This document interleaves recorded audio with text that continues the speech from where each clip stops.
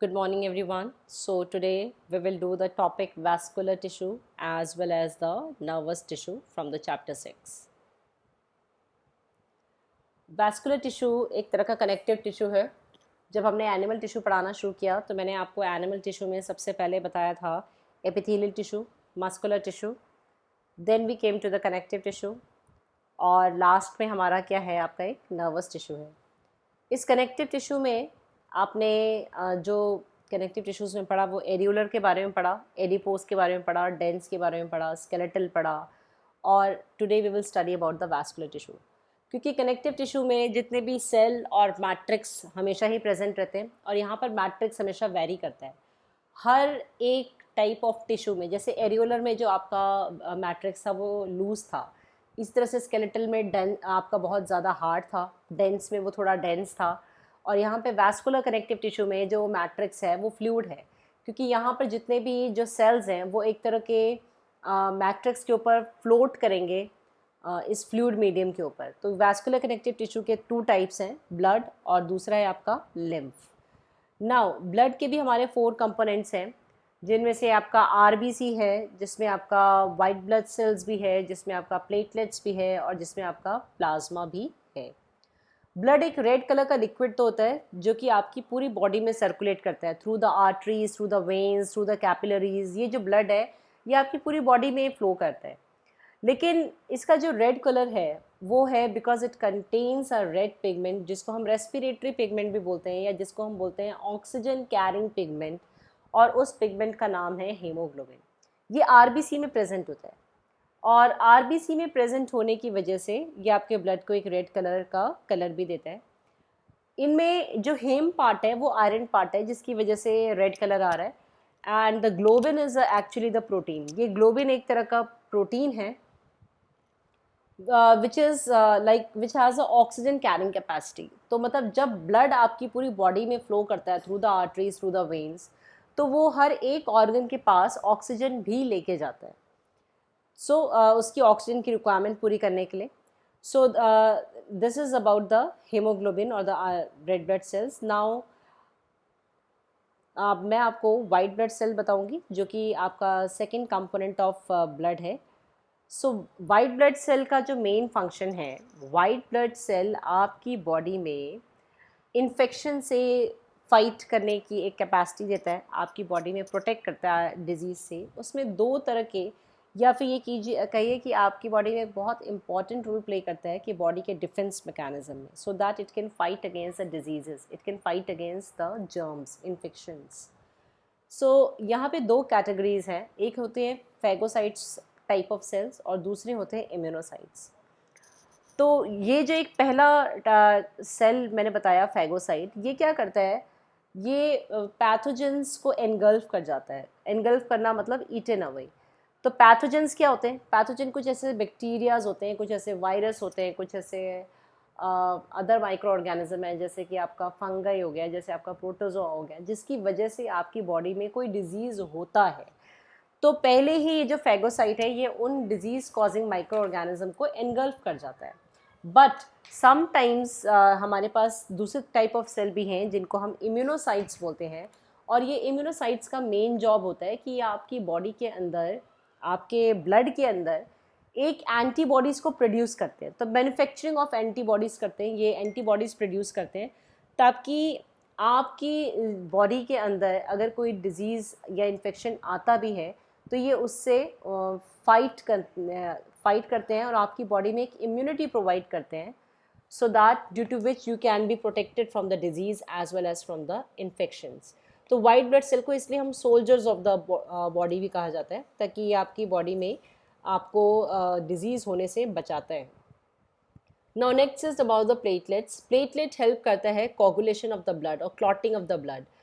जब भी हमें कभी कोई चोट लग जाए या कोई छोटा भी आपको कोई कट हो, तो आप देखते हैं थोड़ी देर बाद जो ब्लड है वो अपने आप ही थोड़ी देर बाद वो रुक जाता है, फर्दर ब्लीड होने से स्टॉप हो जाता है. तो उसका रीज़न ही ये होता है कि आपकी जो ब्लड है उसके अंदर प्लेटलेट्स है जो कि आपके ब्लड को फ्लो करने से रोकते हैं, वो क्लॉट कर देते हैं ब्लड को. और कई बार ऐसे आपको एक एग्जांपल देती हूँ, जैसे आपका डेंगू जो फीवर होता है जिसमें प्लेटलेट डाउन हो जाता है, तो उस केस में ऐसे पेशेंट्स को बोला भी जाता है कि आप थोड़े दिन शार्प ऑब्जेक्ट से दूर रहिए, क्योंकि अगर प्लेटलेट डाउन है और ब्लड आपका फ्लो करना शुरू कर देगा तो वो ब्लड फ्लो होता ही रहेगा तो काफ़ी देर तक। सो दिस इज़ द रीज़न। अच्छा, दूसरा इसमें सबसे इम्पॉर्टेंट हमारा एक प्लाज्मा भी है। तो प्लाज्मा एक तरह का लिक्विड होता है और कलरलेस लिक्विड है, और एक ऐसा लिक्विड है, ये ऐसा मैट्रिक्स प्रोवाइड करता है जिसपे कि आपका white blood cell, red blood cell और प्लेटलेट जो है वो फ्लोट करते रहते हैं। तो ये प्लाज्मा एक तरह का कलरलेस लिक्विड है और इसमें ज़्यादातर वाटर होता है और बहुत ही डिज़ोल्व, आप ये कहिए कि 90% वाटर रहता है इसमें, और बाकी सारे जो सब्सटेंसेस होते हैं वो डिज़ोल्व फॉर्म में रहते हैं। जैसे डिज़ोल्व फॉर्म में प्रोटीन है, डिज़ोल्व फॉर्म में आपके डाइजेस्टेड फूड है, कॉमन सॉल्ट्स हैं, वेस्ट है। तो by this the plasma it helps to take the nutrients or the water from the one part of the body to the other part of the body, और ये regulate करता है water के balance को भी maintain करता है, pH maintain करता है, बॉडी का टेम्परेचर मेंटेन करने में भी आपको हेल्प करता है। अब ये मैंने आपको ब्लड के 4 कंपोनेंट बताए, आरबीसी, डब्ल्यूबीसी, प्लेटलेट और प्लाज्मा। नेक्स्ट जो मैं आपको बताने जा रही हूँ वो है आपका लिम्फ। तो लिम्फ, जैसे आपका ब्लड एक ट्रांसपोर्टेशन में हेल्प करता है वैसे ही आपका लिम्फ भी हेल्प करता है, लेकिन लिम्फ यहाँ पर कलरलेस भी है। लिम्फ का भी कोई कलर नहीं होता, it is also the colourless fluid, लेकिन ये कैरी करता है मटेरियल को from the tissue to the blood stream या फिर from the blood stream to the tissue. मतलब इसका जो फ्लो होता है वो बस इसी तरीके से होगा कि ये टिश्यू से ब्लड स्ट्रीम तक, ब्लड स्ट्रीम से टिश्यू तक।